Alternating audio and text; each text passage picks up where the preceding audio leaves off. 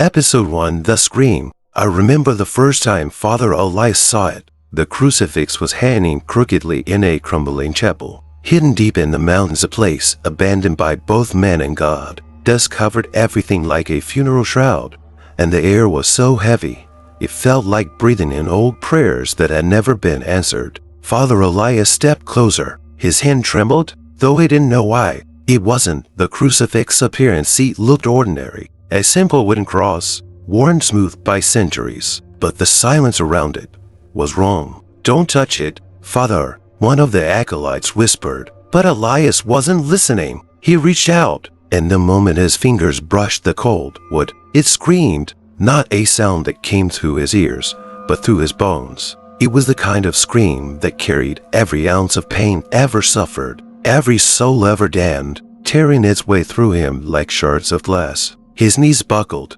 his hand burned, and in that frown-seen second, he swore he saw faces, hundreds of them, writhing inside the grain of the wood, their mouths wide open in endless agony, to blackness. When Elias woke, he was lying on the chapel floor, the crucifix still humming in place, silent, as though nothing had happened, but his palm bore a mark, a raw, crimson print in the shape of the cross, as if it had branded him. "Father, what happened?" one of the acolytes asked, his voice shaking. Elias didn't answer. He couldn't, because even as he stared at the crucifix, he heard it again just for him this time. A whisper, low and venomous, curling like smoke into his ear. "Touch me again, and I will tell you their names." That night, he didn't sleep. He couldn't. Every time he closed his eyes, the scream returned. It came from the walls, from the shadows, from the hollow silence between his breaths. And when dawn came,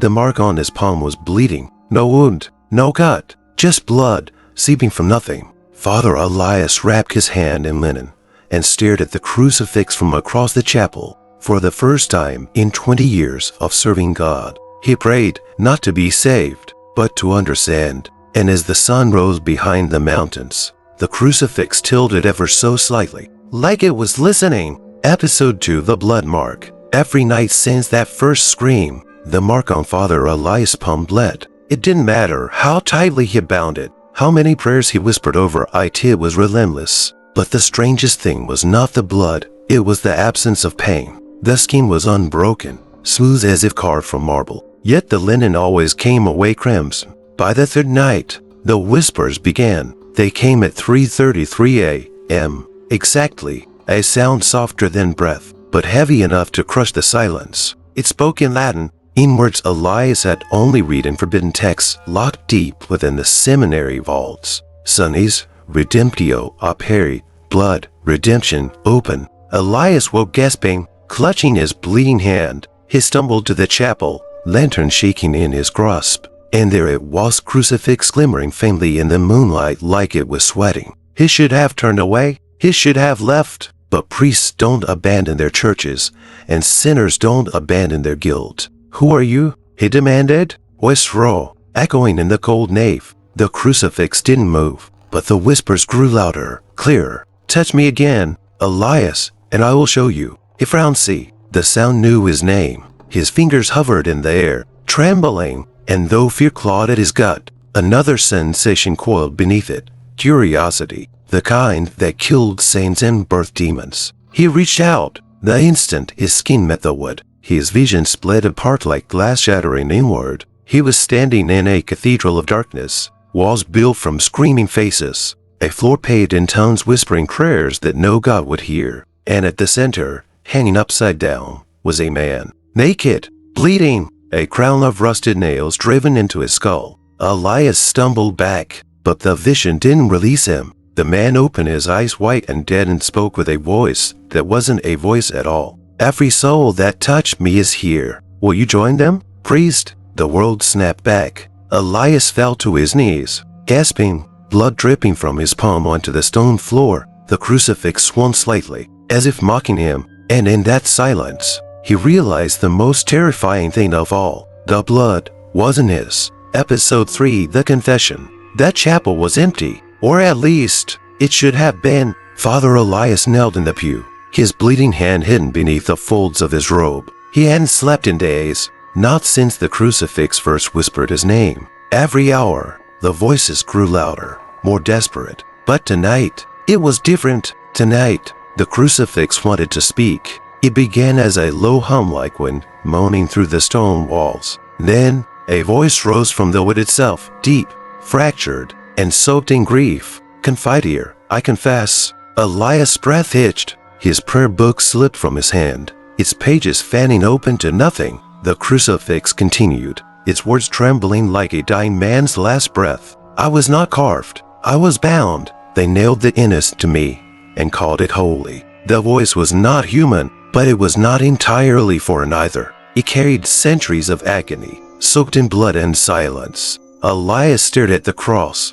his pulse hammering in his throat. Who are you?" he whispered. The crucifix laughed, if it could be called laughter. It was a sound of splintering wood and breaking bone. "Names are for the living. I am the weight they refuse to carry." The candles around the altar flickered violently. Though there was no wind, Elias felt they would grow heavy, pressing on his lungs, squeezing him like unseen hands. He could feel it crawling inside his mind, peeling away reason. And the confession deepened. "They prayed to me. They kissed me. And still, they left me screaming in the dark." Images tore through Elias' vision. Monks hanging from nooses in shadow cloisters, priests clawing their eyes out in front of the altar, and blood, so much blood staining the base of the crucifix, like an unholy offering. Elias staggered forward. His hand touched the wood, and for a single, horrible second, he felt it breathing. The crucifix whispered one last time, a secret so sharp it cut through his soul. "If you hear me, priest, it means you are already mine." The candles went out. The chapel was drowned in black, and in that darkness, Father Elias heard, a quiet, steady, inevitable, the sound of something weeping inside the crucifix. Episode 4, The First Death. It was Brother Matteo who touched it first. He was young, barely 20, his faith unshaken, his smile still untouched by the shadows that haunted the chapel. When Father Elias warned him never to go near the crucifix, Matteo only laughed. "It's just wood, Father," he said, "a piece of history, nothing more." That night, when the wind howled and the bells rang without being pulled, Matteo dared himself to prove it. He entered the chapel alone, candle in hand, his footsteps echoing against the stone like whispered prayers no one answered. The crucifix loomed above the altar, silent and still. Matteo smirked, screaming "Crucifix!" He muttered under his breath, "We'll see." He reached out, and in that single, careless touch, that chapel died. The candle went out, smothered by an invisible hand. Darkness swallowed him whole. For a moment, he thought he heard his own heartbeat. Then came the scream, not from the crucifix. From him, it tore from his throat without his consent. A sound so raw it didn't even feel human. He saw face injured writhing beneath the wood, their mouths open, dragging his voice out of him. And then, silence. When Father Elias found him, Brother Matteo was kneeling before the crucifix, his hands folded as if in prayer. His eyes were wide open, glassy, staring at something that wasn't there. He didn't move when Elias called his name. He didn't move when Elias shook him. It wasn't until Elias touched Matteo's shoulder that he realized the boy's skin was cold, dead, and carved into Matteo's forehead like it had been burned. There were words in a language older than any scripture Elias had ever known. Tactum damnati, the touch of the damned. From that night forward, none of the brothers dared enter the chapel after dark. But still, every midnight, Father Elias heard it, the sound of Brother Matteo's voice, kneeling in front of the crucifix, still screaming, without lungs to scream with. Episode 5, The Choir of the Damned. The first scream was Brother Matteo's, but on the fifth night, there were many. It began at 3:33 a.m. Sharp when the chapel bells rang on their own. The monks awoke in terror, clutching their rosaries, certain it was only the wind. But then, the voices started. They rose from the walls, hundreds of them, maybe thousands. A chorus of agony, layered and overlapping, like a cathedral filled with the damned. They didn't sing, they howled. Some sobbed prayers in Latin, some laughed in broken, guttural tones, and others only screamed. Father Elias stumbled from his cell, lantern shaking in his grip. The brothers huddled in the hallway, pale as the dead. "Is it Matteo?" one whispered. Elias didn't answer, because deep down, he knew. He pushed open the chapel doors. The crucifix hung there, as still as ever, but the air around it was alive. Shadows twisted across the stone floor, moving like smoke, like hands reaching. The choir grew louder, every note gnawing at his sanity. And then, over the noise, one voice got too sharp and clear. "Elias." The priest frowned. "Elias, touch me again." His hand ached where the mark bled beneath the linen. He could feel it pulsing in rhythm with the voices, as if the crucifix itself had become his second heart. "No," Elias rasped, stepping back. The crucifix groaned. The wood strained like it might splinter, but it didn't break. Instead, the choir shifted. The screams became words. "Join us," the monks behind Elias cried out, some fleeing down the hall, others dropping to their knees in frantic prayer. But Elias, he couldn't move. The sound had rooted him in place. He saw Brother Matteo think kneeling in front of the altar. Only this time, Matteo was smiling, his lips cracked open as if someone was pulling the flesh from behind. And in his voice layered with 100 others spoke. "It's not just wood, Father, it's a door." Elias stumbled back, a rising in his throat. The crucifix swayed slightly, creaking like old timber in a storm, and then the choir stopped. All at once, the silence was worse, because in that silence, something knocked from inside the crucifix. Once, twice, 3 times. Episode 6, the third knock. The sound was wrong. Wood didn't knock like that. The first 2 strikes were hollow, sharp like the echo of old timber. But the third was wet. A dull, heavy thud, as though knuckles made of bone had struck from inside. Father Elias stood frowning in the chapel doorway, every breath jagged and shallow. The monks behind him whispered frantic prayers, their voices trembling like brittle glass. Then it came again. Knock. The crucifix shuddered. The wood around Christ's nailed hands splintered slightly, just enough for a thin line of black red liquid to seep out, dripping onto the altar stone. It wasn't paint. Elias didn't need to touch it to know. "Seal the doors," he ordered, his voice breaking, but even as he spoke, the crucifix moved. Slowly, agonizingly, the head of the carved Christ tilted. The sound of grinding wood and tearing sinew echoed through the chapel. His wooden lips cracked apart, and from the fissure came a rasping whisper. "You opened it. Now it cannot close." Elias stumbled back, his bleeding palm burning like fire. The mark was darker now, spreading like roots up his wrist. The choir of screams began again, muffled this time, as if buried deep within the cross. One of the monks, Brother Samuel, zapped. He broke from the group, falling to his knees before the altar. "Please," Samuel sobbed, "if this is your sign, take me." And before anyone could stop him, he reached out and touched the crucifix. The scream that followed didn't come from the cross. It came from Samuel, his body convulsed, his eyes rolling white as his mouth tore wider than it should have, as if invisible hooks were pulling it apart. He didn't bleed, he didn't breathe, and then just as suddenly he went still, dead. But his hand, it didn't fall. It stayed pressed against the crucifix. And then, as if pulled by unseen strings, Samuel's head turned, his lifeless eyes locking on Father Elias.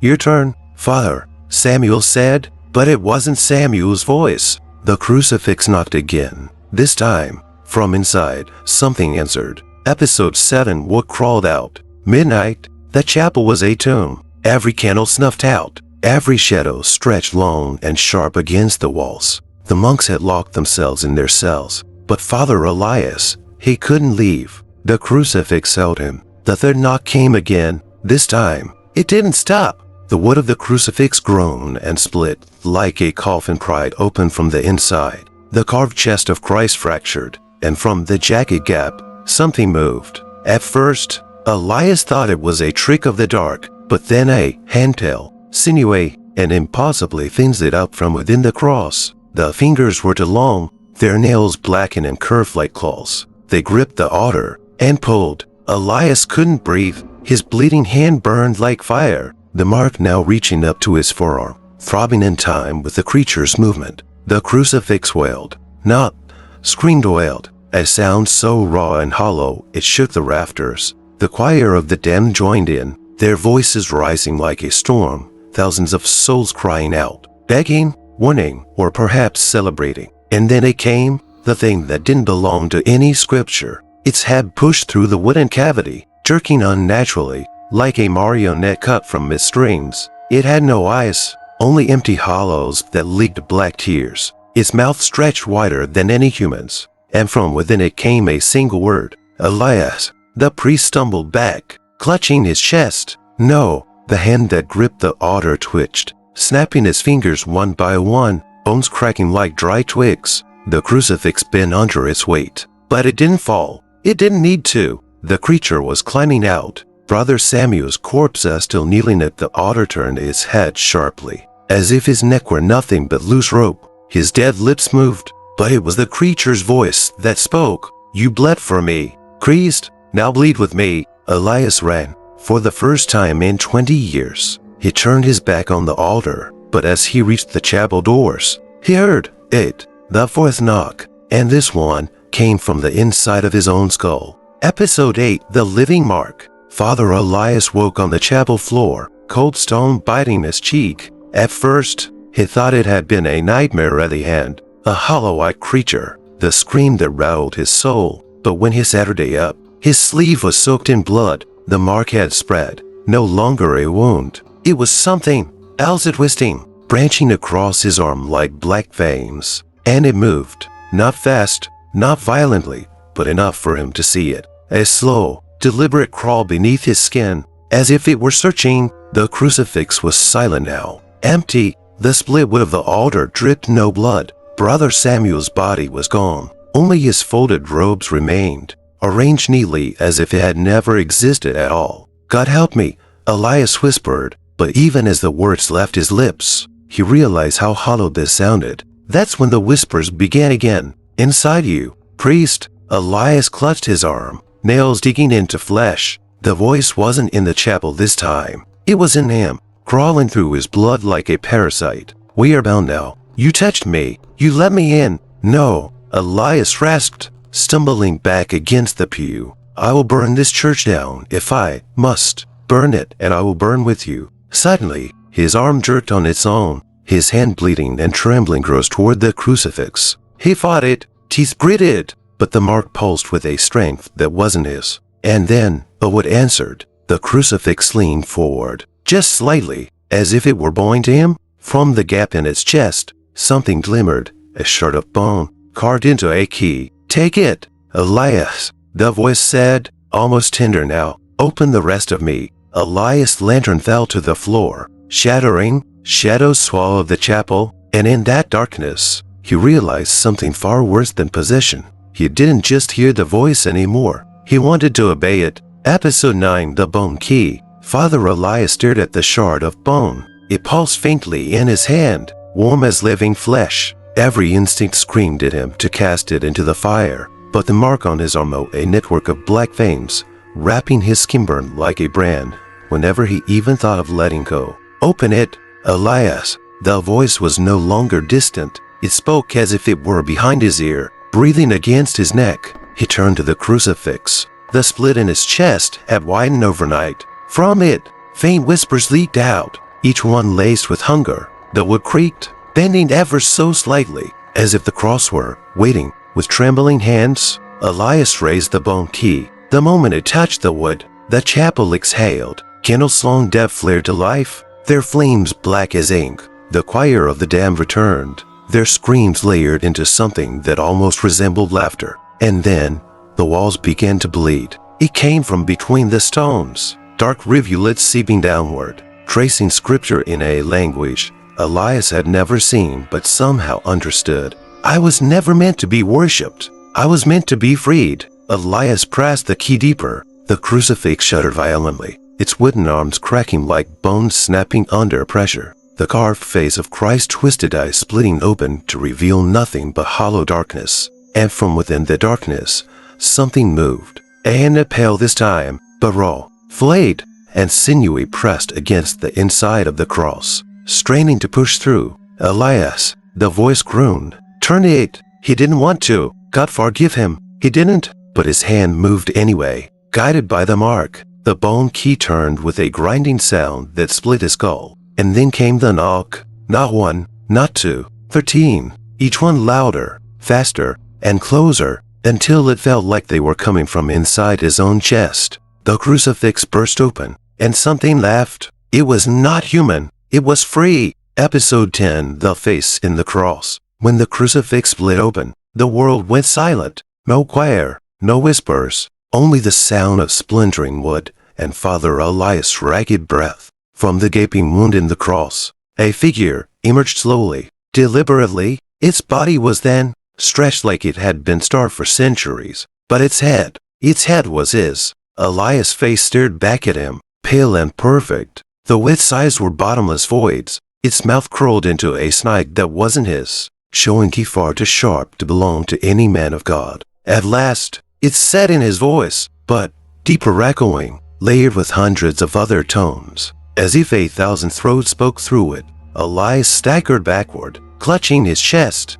No, you are not me. The creature tilted his head. I am what you could be if you stopped lying to yourself. Behind him, the monks pounded on the chapel doors, shouting prayers, begging to be let in. Elias wanted to scream for them, to warn them, but his tongue felt heavy, his words swallowed by the mark that now crept across his neck. The creature stepped down from the altar. Every footfall left black stains on the stone, like shadows that refused to fade. It reached out its hand and brushed Elias' cheek with a tenderness that made his stomach twist. You bled for me, Christ. You unlocked me. Now I will unlock you. Elias' vision blurred. For a moment, he saw himself kneeling before the creature, kissing its hand like it was holy, and worse wanted to. The bone key in his grip burned, fusing with his skin, sinking deeper until it vanished into the mark. Then came the screams, not from the cross this time. From the walls, from the stones, from the very ground beneath his feet.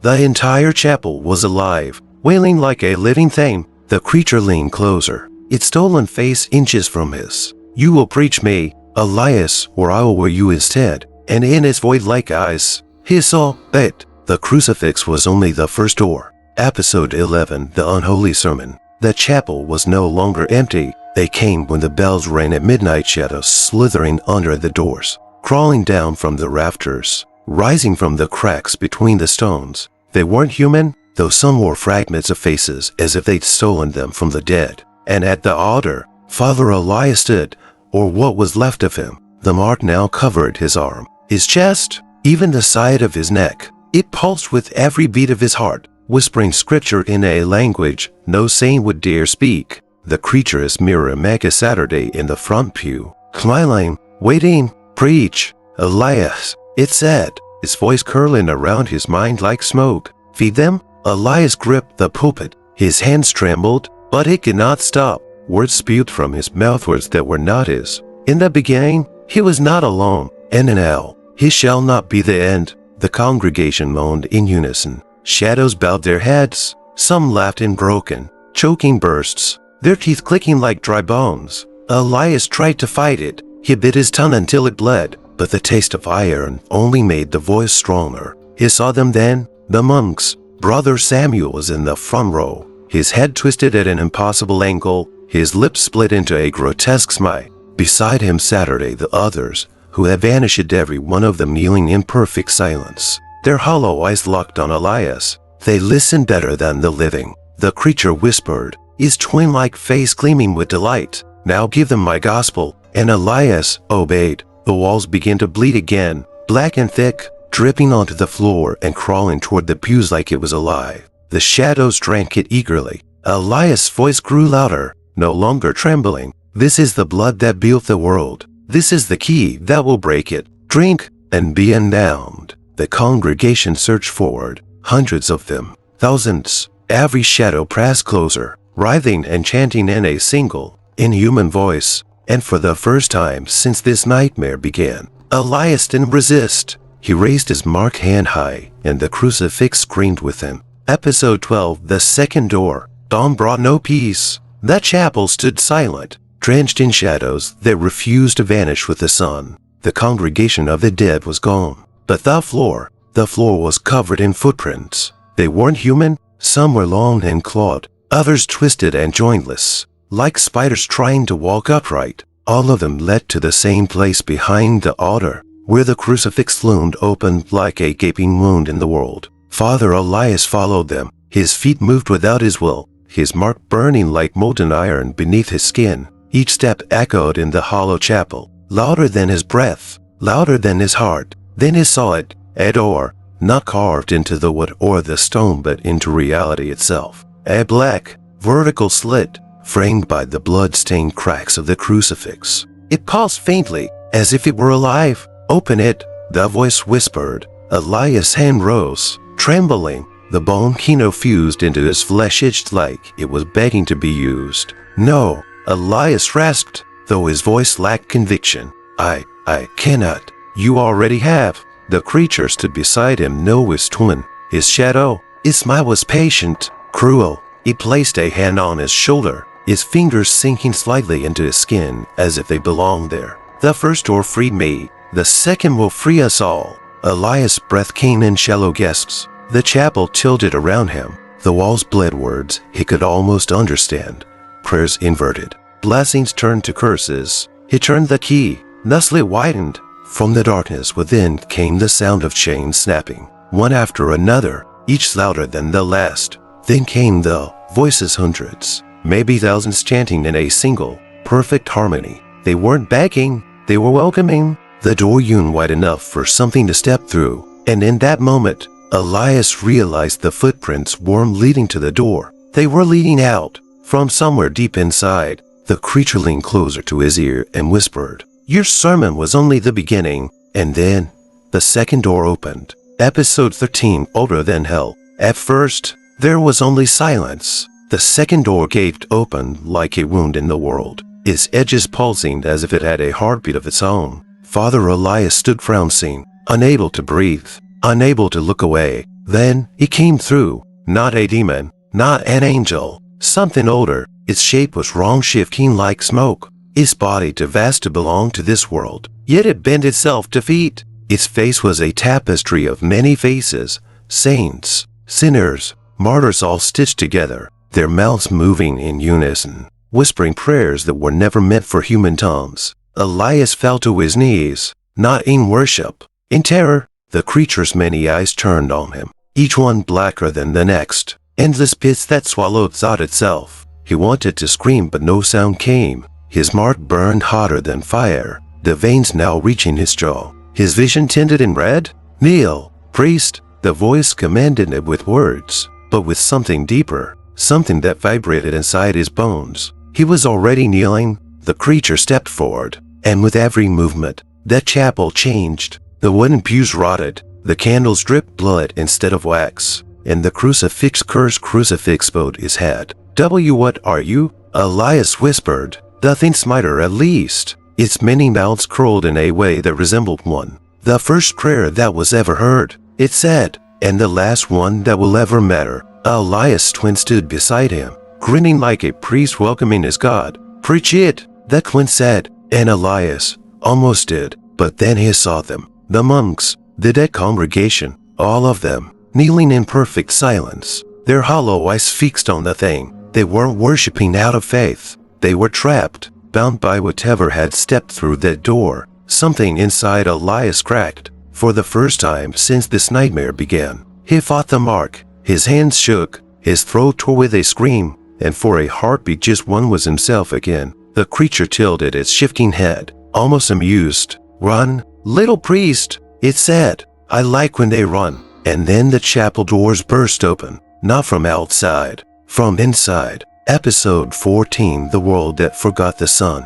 Father Elias stumbled out of the chapel, gasping like a drowning man, but the world he stepped into was not the one he'd left. The village was gone. The sky was wrong black, but not the darkness of night. It was a living void, swirling like ink in water. The sun was missing, replaced by a single burning symbol that bled light like an open wound. And beneath it, the world whispered. The houses stood where they had always been, but their doors were sealed with flesh. Windows blinked like eyes. Streets bent in impossible directions, looping back on themselves. And in every shadow, something waited. Elias staggered backward, clutching his chest. "No, this isn't real. You opened the door, priest." The twin's voice came from behind him, smooth and sharp like a blade sliding through silk. "You don't close something like that. You live in it." Elias turned Ned in frenzy. The creature was standing in the doorway of the chapel, framed by its bleeding crucifix.